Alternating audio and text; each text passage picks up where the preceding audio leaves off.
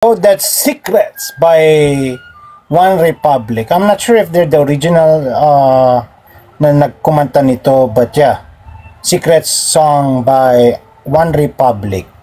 Magandang araw pong muli sa inyo, Elmar Toledo aka Asal Aso. Isang tunay na tao, usapang kanto pero totoo mismo. Fight the Big C, kape tayo.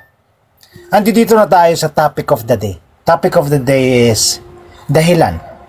Anong definition mo ng dahilan? At bago yan, batiin muna natin yung mga nakatambay, yung mga nagtsatsaga sa atin. Sonny Conner 401, user 17381411445. Invite Lynn Papua. Thank you so much, Beautiful Nightmare, Tattooed Me.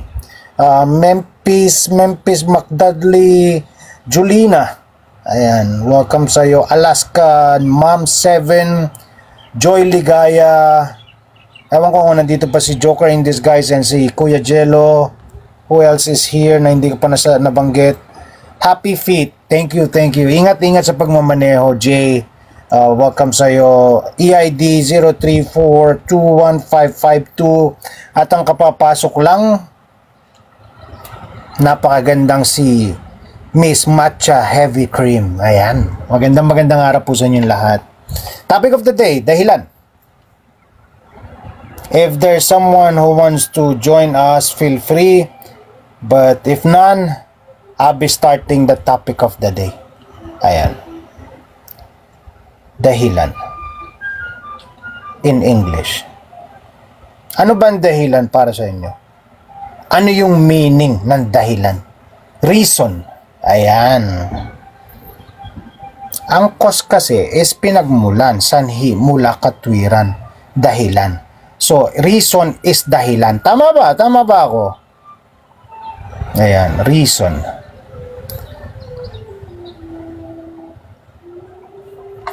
Basahin natin. English eh. A cause, explanation or justification for an action or event. Ayan. The power of the mind to think, understand, and form judgment by a process or logic. What is a full meaning of reason?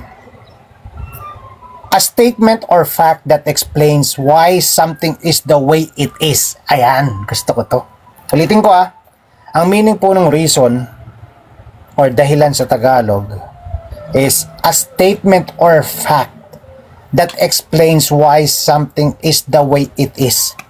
Why someone does, thinks, or says something, or why someone behaves on a certain way. Ayan. So, dito ko po kailangan yung tulong nyo. Judy, can you please do the honor? Can you please translate sa Tagalog? Ayun. Dahilan. Ikaw, base dun sa mga nasabi ko na definition ng reason or ng dahilan. Ano yung mga dahilan mo? Ayan. Ikaw, Sunflower. Ano yung pangarap mo? Ano yung mga gusto mo pang magkaroon ka? Kumbaga, ano yung sana mo na masaya? Ayan. Kasi, ang follow-up question ko dun, ano yung mga dahilan? Bakit wala pa? Diba? So, yun. Sa akin kasi, simple lang eh. Kilala nyo naman ako, kaya din madalas gusto ko ng kasama na makukuhanan ng idea about a certain topic or every time na magta-topic of the day ako, kasi gusto ko marinig yung point of view nyo. Dahil meron na ako, syempre, di ba, sa tanda ko ito sa 40, ilang taon na ba ako? Ilang taon na ako sa tingin nyo? Ayun, sa 44 years of existence, meron na ako syempre yung definition, not unless it's a new word talaga sa akin, like napakalalim na salita, but this kind of words, yung napaka-ordinaryong salita, meron at meron na akong naiisip. Meron na akong POV ko. But syempre, sabi ko nga, dito kasi, gusto ko matuto pa ako. Gusto ko madagdagan yung kaalaman ko how to deal with a simple word. Ayun. Sabi ko nga sa simula ng live ko kanina, hindi ako nagpapaliwanag kung sino ako para magustuhan nyo ako or para panoorin nyo ako. Sinasabi ko sa inyo kung ano yung mapapanood nyo dito. Para kung hindi nyo man magugustuhan, you can scroll up and down. Ayan. So, wait lang, nagdadrive ako. E-bike. Ingat, Miss Jazz, kinig muna. Miss Jazz, tama. So, yun. Yung dahilan kasi para sa akin, nung una, talagang sige, kasabihan about dahilan. Bigyan nyo ako ng famous or sikat na kasabihan, quotes, or ano yung pumapasok sa isip nyo agad-agad kapag sinabing dahilan. Welcome sa'yo, Miss Jenny. Ayan. Pag ganito pala, pag wala palang guest, kayang-kaya kong mag-shoutout nung pumapasok. No, kasi I'm waiting for someone na kayang mag-interact using the comment section. Ayan. So, ako kasi, kapag sinabing dahilan, ang pumapasok kagad sa isip ko is, kung ayaw, ayun, sinabi ni kapag ayaw, madaming dahilan. Kapag gusto, maraming paraan. So, ibabalik ko ngayon to doon sa tanong ko kay Sunflower. Or, kung tinanggap mo as tanong ko para sa'yo, balik tayo doon sa tanong ko. Ano pa yung mga gusto mong maabot? Ano pa yung mga gusto mong marating? Ano pa yung mga sana mo na masasaya? Kasi dalawang bagay yung sana eh. Sabi nga, natutunan ko to sa isang kaibigan. Dalawang sana. Yung sana mo is yung masasakit na sana. Tulad ko, masakit na sana ko is sana buhay pang kapatid ko, sana buhay pang tatay ko. Pero yung masasaya kong sana is yung mga pangarap ko, sana magkaroon ako ng printing press ng t-shirt. Sana magkaroon ako ng maraming asawa. Hindi. Bakit ba yun? Ba't ba yun yung pumarok sa isip ko? Masaya po ako sa asawa ko. Ano ba yung pangalawa? Business, merch, clothing line, ayan. Ako marami ka rin asawa. Ayun. So, yun yung mga sana ko. Ayun yung masayang sana ko, yun yung tinatanong ko. Na magkaroon ng printing press, magkaroon ng business sooner or later. So, bakit wala pa ako? Di ba? Kung iisipin ko palagi yung dahilan, I might end up not reaching my goal. I might end up like, siguro this is not the time. Di ba? Pero, sinasabi ko sa sarili ko, siguro this is not the time. So, I'm just reasoning out. Nagdadahilan lang ako. Di ba? Paano ako makakapagsimula ng business kung hindi ko naman sinisimulan? Kung hindi naman ako nag-iimpok? Di ba? Kung halimbawa sasabihin ko na, sige, pag tumama ako sa loto, paano mangyayari yun? Di ba? So, yung dahilan para sa akin, mas magandang gamitin natin yung dahilan para hindi tayo magkadahilan. Ayan. Welcome sa iyo. I am Ken. Kung sana na-gets nyo or anyone sa inyo na kayang ipaliwanag yung sinabi ko. Hindi ko kayo pinupwesang umakyat ng maging guest. You can type it in dun sa ating comment section. Kasi para malaman ko, sabi ko nga sa inyo, di ba, I'm doing the topic of the day to learn something new from other people. So this is what kung paano ko tinitake yung dahilan sa ngayon ginagamit ko yung mga dahilan ko para hindi ako magkaroon ng dahilan. Ayan. So if anyone can elaborate or can explain it more, or kung meron pa kayong ibang paliwanag sa dahilan, paano nyo ginagamit ang inyong dahilan. Ayan. So, bibigyan ko kayo ng magandang example dun sa ginagamit kong dahilan, yung mga dahilan ko, para maisakatuparan ko yung gusto ko. Ako, kung may dahilan ako, madalas may sagot ako dun sa di ba? Eksakto. Kasi, kaya ko gustong, kaya ko kayo tinatanong how you understand it, or how are you gonna say it, or paano yung pagkakaintindi nyo doon sa bagay na to, or doon sa sinabi ko, is kasi iba tayo ng magiging pag-i-explain. Magkakaiba tayo ng words na gagamitin. Eto, mas naintindihan ko nga ito sinabi ni Miss Jessie. Ako, kung may dahilan ako, mas madalas may sagot ako doon sa dahilan ko. Which I like is her attitude, na ginagamit niya yung dahilan niya as parang hindi maging excuse. Ayun, di ba? Ini-English ko lang ba? Pero nagets niya yung point ko, di ba? Na instead na ito ba talaga yung dahilan ko? Kasi nga, babalik pa rin tayo dun sa kasabihan na kung ayaw, maraming dahilan. Di ba? So, gamitin mo yung dahilan mo, bakit ayaw mo, para gawin mo. Ito yung magandang example. Di po ba, kung napapanood nyo yung mga content ko, more on running. Di ba?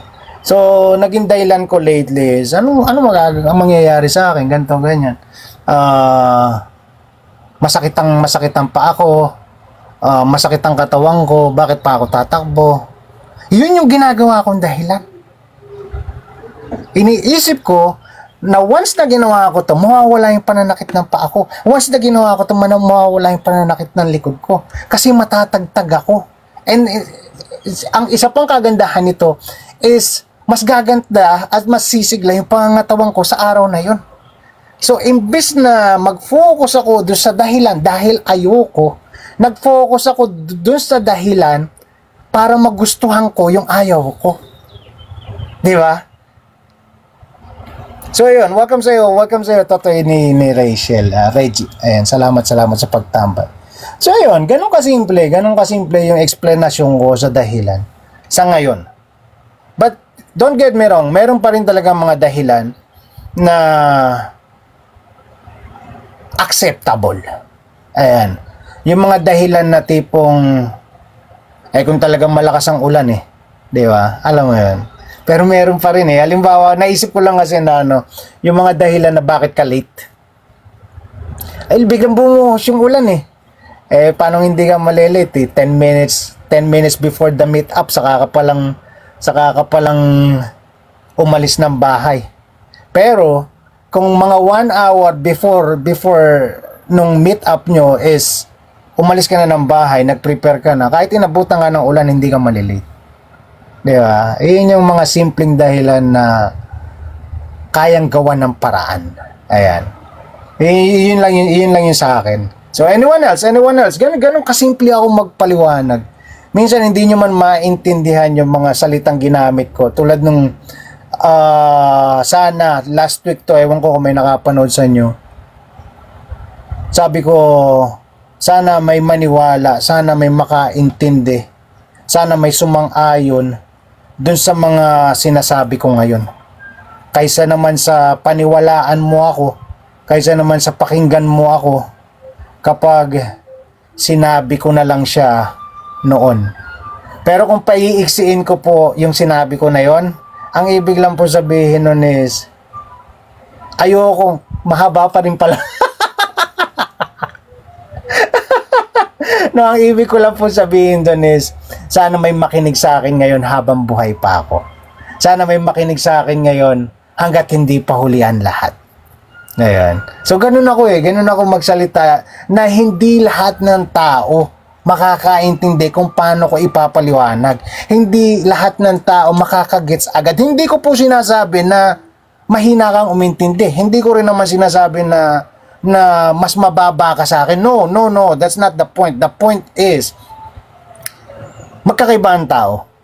Tulad ng sinabi nga kanina ni Jazz, di ba? Nagustuhan ko yon kung paano niya in-explain.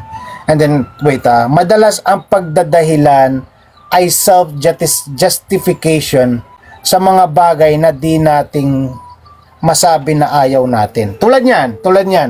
If I'm gonna listen this, or if I'm just gonna read this without you explaining it to me, yung, ulitin ko lang, pinapaliwanag ko po yung sarili ko para alam nyo kung ano yung pinapanood nyo. Pinapaliwanag ko po to, bakit gusto ko ng guess, hindi dahil hindi ko kaya ng mag-isa. Pinapaliwanag ko na bakit gusto ko ng guess or other point of view is for me to learn from you, dahil magkakaiba tayo. How are we gonna express yung mga feelings natin at yung saloobin natin sa isang bagay-bagay or sa isang topic. So ayun, kung uulitin ko to, madalas ang pagdadahilan ay self-justification sa mga bagay na di natin masabi na ayaw natin. Napaisip tuloy ako, di ba? For me, it's deep.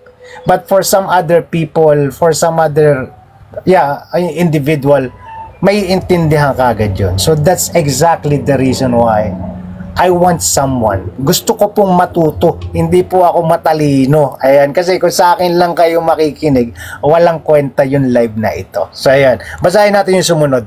Tama si Mai kapag ayaw. Di ba? Tama daw si Mai, pero iba niyang sasabihin.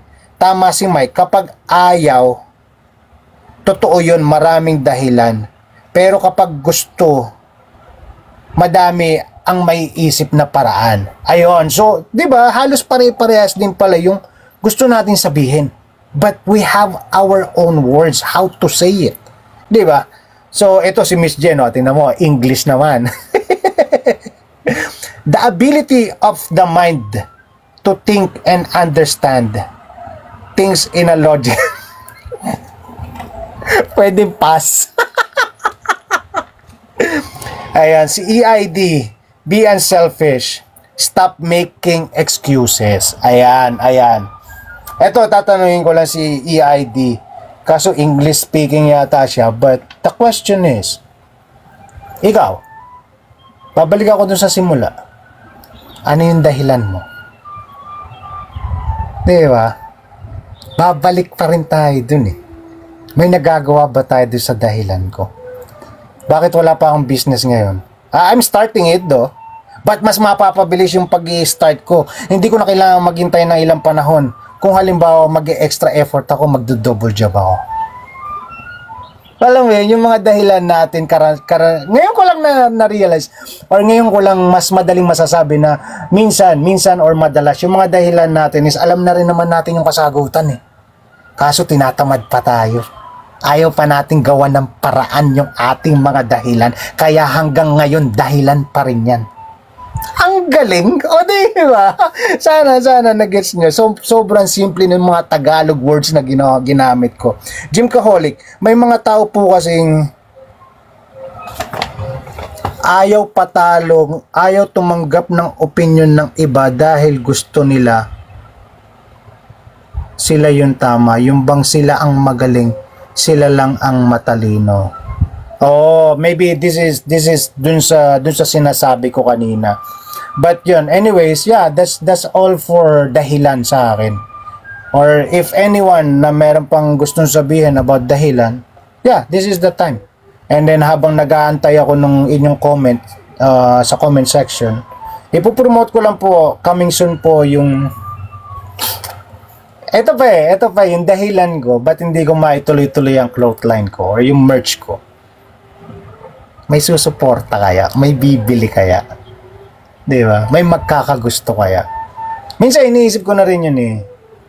Am I just using yung profit nito, sinasabi ko na gagamitin natin sa magandang bagay, gagamitin natin sa ganito, sa ganyan. Am I using that? Am I only just using it para lang makakuha ng magiging buyer? Alam mo yun, ang daming pwedeng isipin. Siguro, ewan ko kung dahilan lang yung sinasabi ko ngayon. Kaya wala pa ako nung gusto kong marating. Or dapat ko bang gawa ng paraan? Di ba? Yun. So, yun lang po. Yung Sila ang magaling, sila ang matalino. And kind of person, all I can say is thank you. Diba, boss? Thank you.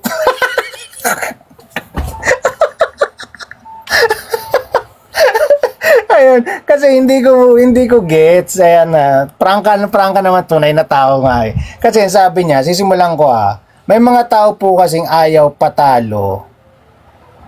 Ayaw tumanggap ng opinion ng iba dahil gusto nila sila lang ang tama. And then yung iba, yung bang sila lang ang magaling, sila lang ang matalino. But sabi niya, I'm kind of person, all I can say is thank you, di ba, boss? So, wala akong masabi doon sa sinabi niya. Kaya ang sabi ko na lang is thank you.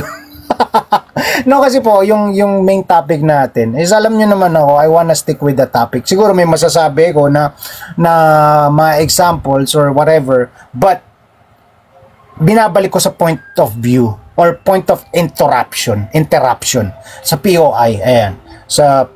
You need to always go back to the POI. So if ever man na meron kayong comment about the example na nabanggit ko or nabanggit ng mga magiging guest natin, pasensya na kung mawawala ako kasi I always wanna go back. Kasi kung talagang iisa-isahin natin, halimbawa dahilan lang ang topic natin and then may nag-example and then magfo-focus tayo dun sa example niya.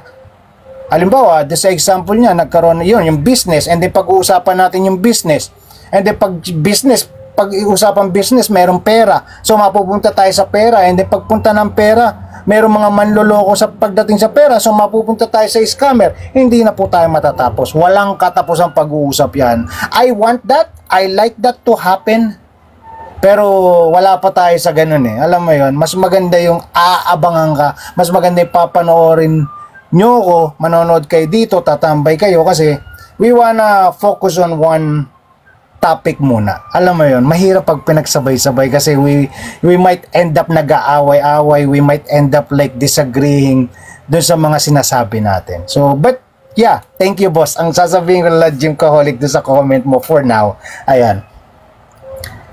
Gets, sa taong nagmamagaling, puno ng reason para lumabas ng... Oh, I see. Okay. So, yun. Ang galing. So, yun yung ibig sabihin. Ito pa yung isa. Nakakatawa. Hindi kasi po, pag pinapanood ko yung live ko, pag nire-replay ko, for me sa akin it sounds like namimilit ako ng guest ko. Pero hindi po. Ito po yung dahilan. Ayan.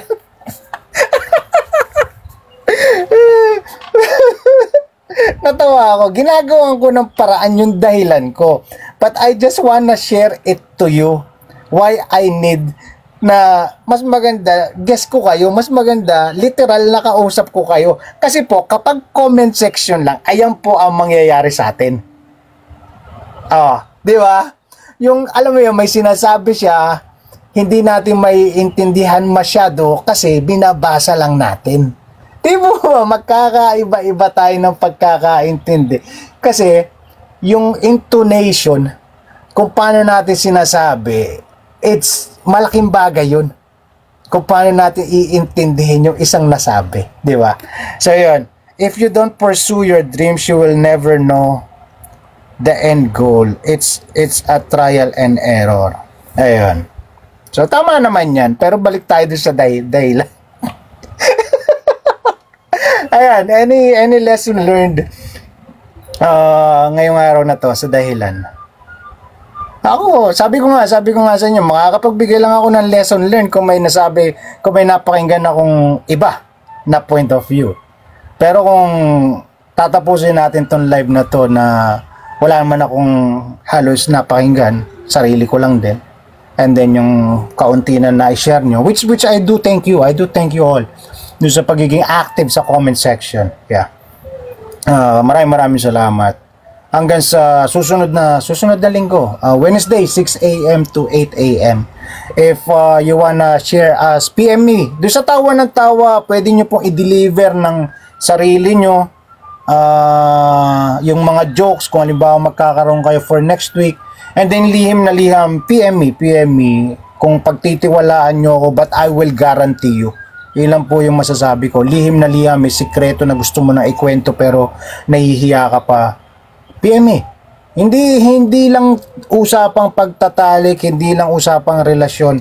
Any secrets that gusto mo na ikwento. Ayan. Ako magkukwento para sa'yo kung nahihiya ka pa. And then of course, kung meron kayong topic na gusto natin pag-usapan, pag-usapan natin yan. Para meron tayo mga bagong matututunan dito sa Tunay na Tao TV. So, make sure na ang dahilan ay valid, katanggap-tanggap, at makatotohanan. Ayan. So that's the lesson learned for my Boss TNT. Ang maganda po sa live mo ay di ka gumagawa ng content mo. Teka.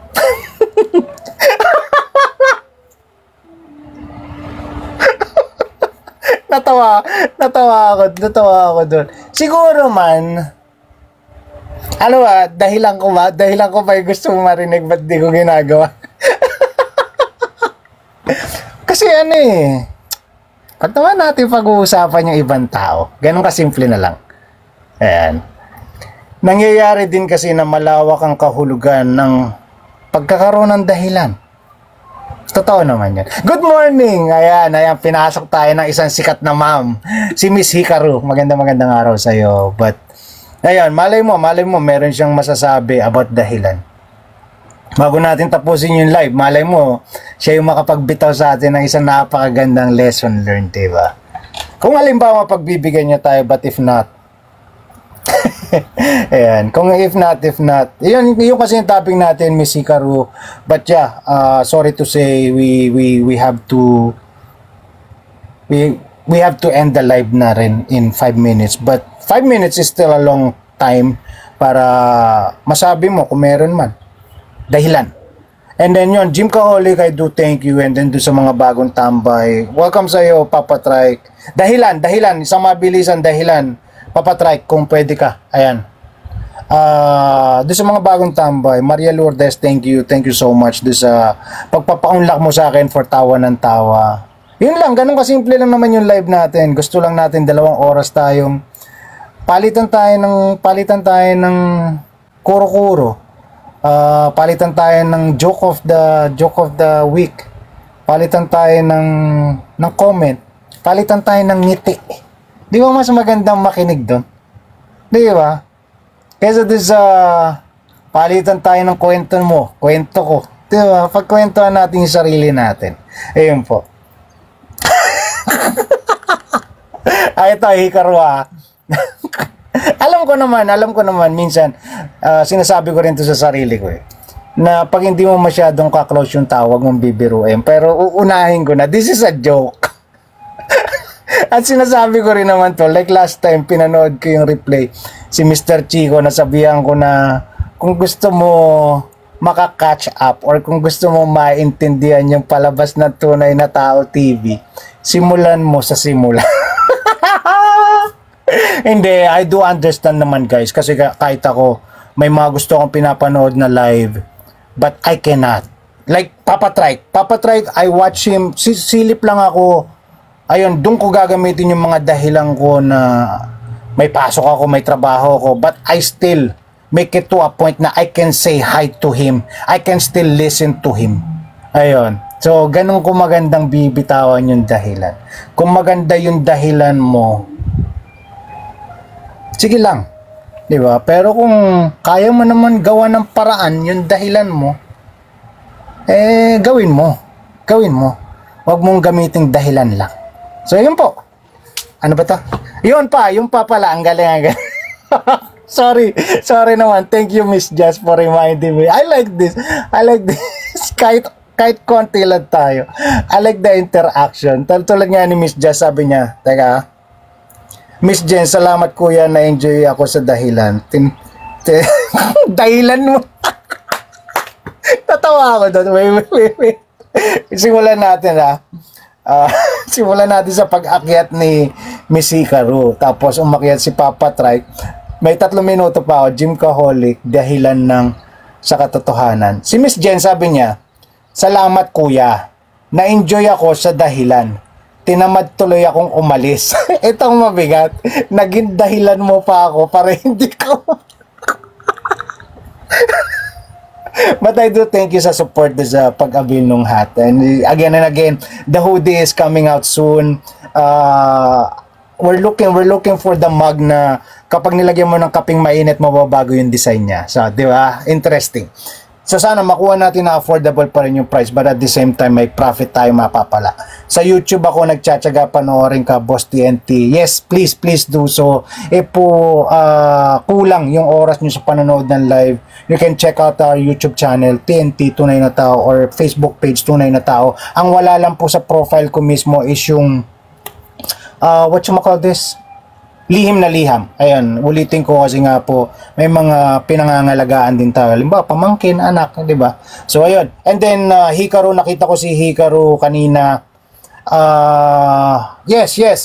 Please follow. I don't know, tol, kung account mo ba or account ng anak mo. Basta, follow Hikaru for more information. Kung sino siya, kung sino si Hana. Ayan. So, ano pa ba? Sorry, may tumawag. You're welcome, Kuya, basta ikaw. So, that's it. That's it for the day. Beautiful nightmare. Thank you so much sa inyo. Salamat sa inyo. Maraming salamat sa inyo. Every time na magla-live ako, ulitin ko yung sarili ko, kasi hindi nyo naman narinig to nung simula eh. Pinapaliwanag ko yung ginagawa ko at sinasabi ko dito sa live. Hindi para gustuhin nyo ako. Pinapaliwanag ko para alam nyo kung ano yung mapapanood nyo. Ayun lamang po. Maraming salamat. So, again and again, nagustuhan ko tong araw na to, yung group of viewers na meron tayo. And isasabihin ko lang na every time na magla-live tayo, ako pala, yung feeling na walang manonood, walang magkakagusto. But yeah, there's always be someone. And I do thank you. I do thank you all. Ayan. Drama pakinggan, but yun ang realidad ng buhay. Totoo lang tayo dito. Tunay na tao. So yun. Walang anuman, Boss T. Hikaru. Dami ko natututunan sa live mo. Sa totoo lang. Thank you. Ayan. And then sa tulong nyo din yan eh. Lalo na kapag meron tayong kanya-kanyang point of view. Kaya sana. Eto na lang. Sige. Kwentuhan tayo. Tapos na yung talagang regular programming natin eh. Yung araw ko, sa araw, I will only be open from 6 a.m. or not, 12 midnight Pilipinas time hanggang alas 2 ng hapon. Ayan, 12 midnight hanggang alas 2 ng hapon lang ako pwede. Pero mas gugustuhin ko na 2 oras hanggang 3 oras lang yung live. So, anong oras ba ang pinakamaganda? Ayan. Thank you, Hikaru.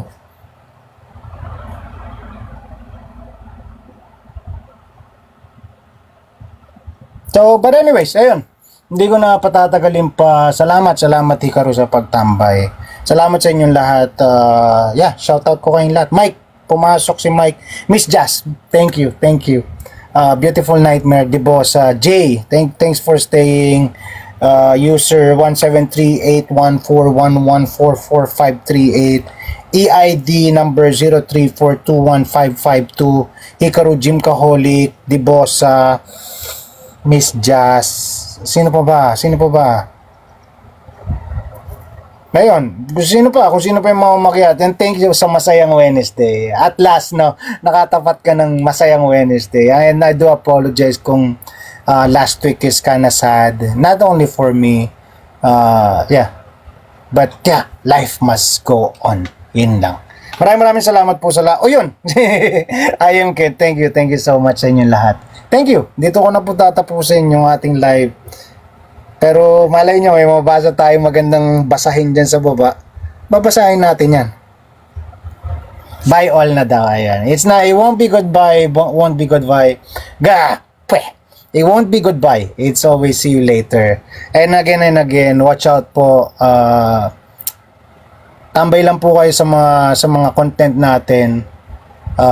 Soon, makikita nyo po yung itsura ng hoodie natin. hoodie, coffee mug, and the hat. The hat is still be the regular one or the old one. Ayun po. Magandang araw po sa inyong lahat. Elmar Toledo. Yes, peace not war. Thank you, bro. Elmar Toledo, aka Oy, salamat na marami. Grabe naman yun. Bukas, next week. Ano ba yun? Paulit-ulit. Update ko kayo. Kita-kits tayo sa Miyerkules. Ayoko na magpaulit-ulit, but I do thank you so much sa lahat. It's not... ayoko na magbasa. Thank you. Ayun, maraming salamat po. Hasta la vista. Oops, teka, may gift pa. Pipindutin ko na sana kaso baka masayang. Katanggap-tanggap pa rin yan ha. Ayun, habang pumipindot po na. Wala na ba? Ayoko na magsalita, pagod na ako. 2 oras yun. Ay, sige.